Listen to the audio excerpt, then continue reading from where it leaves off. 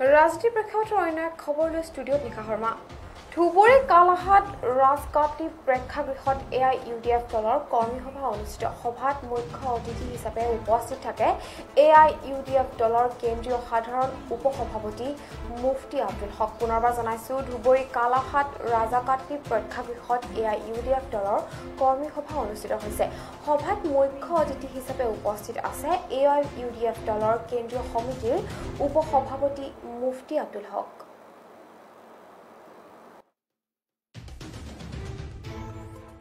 অলপমান পৰ্যালোচনা কৰিলে দেখা পাব কাৰণ যদি তেখেতসকলে দাবী কৰে যে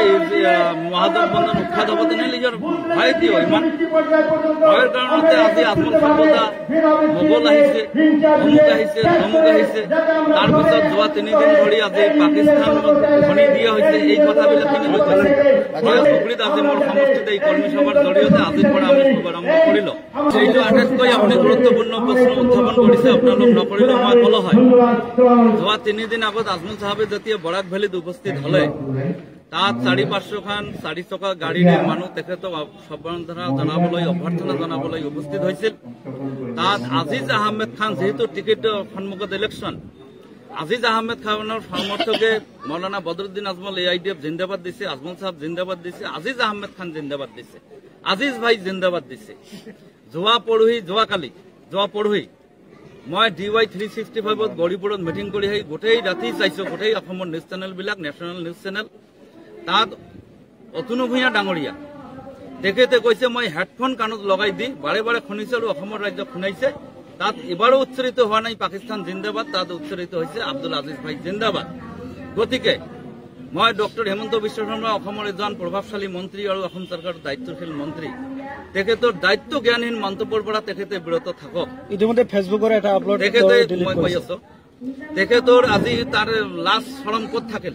লাষ্ট ফৰম থাকিলে আজি বেলেগ এটা কথা কৈছে আজি ফেচবুক কৰ্তৃপক্ষই কৈছে ফেক্ট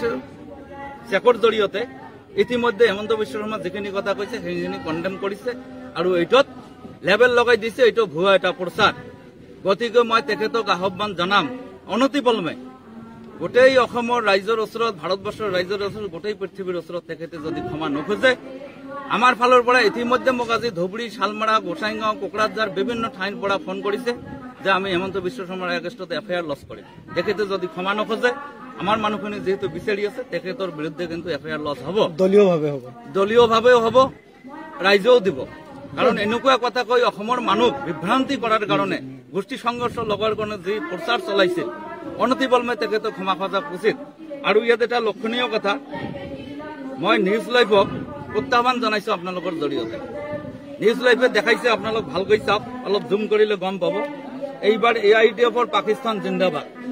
মই যোৱা পৰহি ৰাতি নিউজ লাইভৰ পৰা লৈছো যেহেতু মই এজন AIUDFৰ কৰ্মী মোৰ গাত লাগিছে মই নিউজ লাইভৰ চিফ এডিটৰ ইন চিফ আৰু কোন এই সংবাদ পৰিৱেশন কৰিছে তেখেতসকলক অসমৰ জনসাধাৰণৰ ওচৰত ক্ষমা খুজিবলৈ আহ্বান জনাইছো যদি নজনায় তেনেহলে মই কিন্তু নিউজ লাইভৰ বিৰুদ্ধে নিজে FIR লছ কৰিম বুলি ইতিমধ্যে মই ঘোষণা কৰিছো আৰু এইটো কৰিম কোনো কথা নাই অলপমান পৰ্যালোচনা কৰিলে দেখা পাব কাৰণ